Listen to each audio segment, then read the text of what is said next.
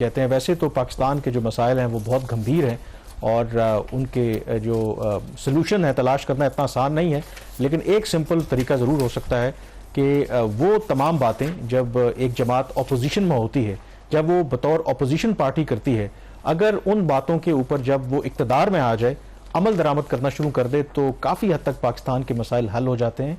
लेकिन ऐसा होता नहीं है, क्योंकि जब आप अपोजिशन में होते हैं तो बड़ी ज़बरदस्त बातें करते हैं, लेकिन जब इक़्तिदार आपको मिलता है तो एग्जैक्टली उसकी ऑपोजिट करते हैं। और ये मिसाल है कि हर गवर्नमेंट को ये लगता है कि वो काम तो बड़ा अच्छा कर रहे हैं, लेकिन शायद जो लोग हैं, मीडिया है, उनको एक्नॉलेज नहीं करते, बहुत ज़्यादा ओवरली क्रिटिसाइज करते हैं। और अब तो सोशल मीडिया का दौर है, तो ये जो कहानी है, ये जो गवर्नमेंट है, जब अपोजिशन में थे बड़े बातें करते थे फ्रीडम ऑफ एक्सप्रेशन की, अब ये 20 अरब रुपए इन्होंने मांग ली हैं, गवर्नमेंट जो है मांग रही है, ताकि जो ये साइबर सिक्योरिटी और सोशल मीडिया को रेगुलेट करने के लिए।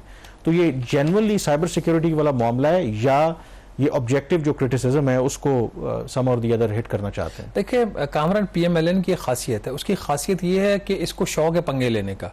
जैसे पंजाब के अंदर डिफेमेशन वाला कानून पास करवा लिया, उस डिफेमेशन कानून के पास होने से जो पंजाब की चीफ मिनिस्टर मरियम नवाज हैं, वो जो भी काम कर रही थी वो ओवर शेडो हो गया और मीडिया को खामखा उन्होंने अपने अगेंस्ट पिच कर लिया। यही काम किया था आके PTI की हुकूमत ने।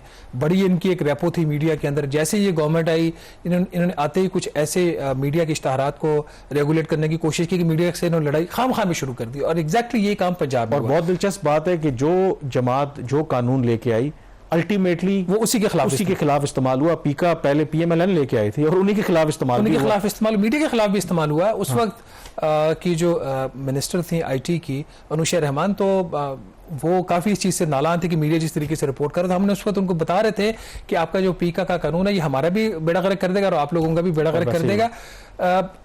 जब मैं एक बात हमेशा कहता हूँ, कोई भी स्टोरी जो है किसी भी अखबार की या कोई भी TV प्रोग्राम इतना पावरफुल नहीं हो सकता कि वो रियासत की ऐसी की तैसी करके रख दे।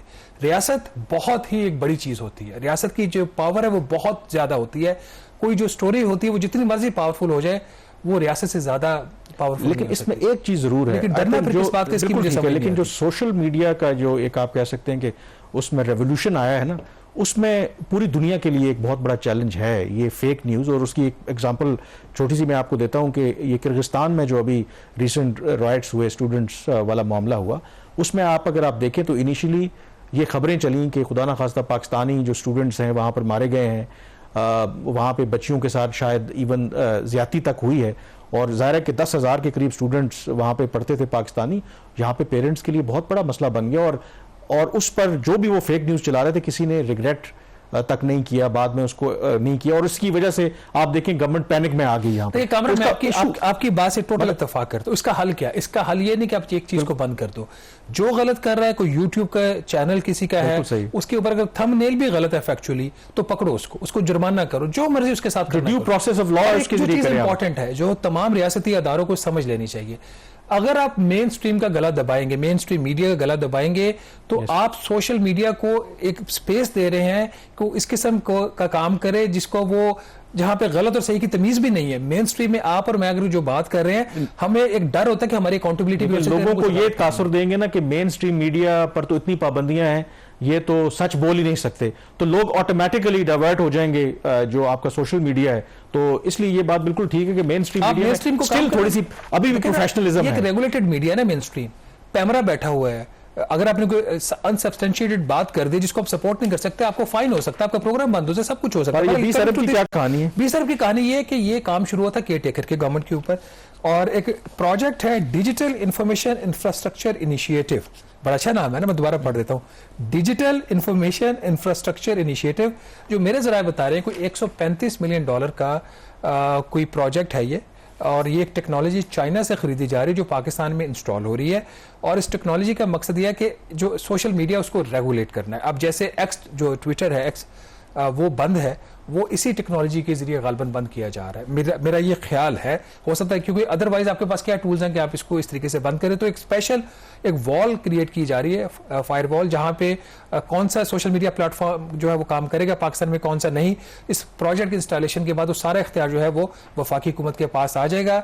और इसके साथ ही एक और जो लेजिस्लेटिव चेंज भी आ रही है, ये जो तकरीबन जो 135 मिलियन डॉलर, तकरीबन 38 अरब रुपए का जो प्रोजेक्ट है, इसमें से 15 अरब रुपए ऑलरेडी साल खर्च किया जा रहा है और अगले साल के बजट में इन्होंने 20 अरब जो बाकी रकम रह गई है वो मांग ली है। और जब ये इंस्टॉल हो जाएगा और इसके साथ एक लेजिस्लेशन अगर हो जाती है, जिसका मकसद ये कि तमाम सोशल मीडिया प्लेटफॉर्म जिनके पाकिस्तान में ऑफिसेज नहीं है वो पाकिस्तान में काम नहीं कर सकेंगे। आज की डेट में इसमें हिट हो रहे हैं, इंस्टाग्राम हिट हो रहा है, जो ट्विटर है एक्स वो हिट हो रहा है, यूट्यूब के है या नहीं आई डोंट नो, बट उनके कुछ रिप्रेजेंटेशन तो है वो है।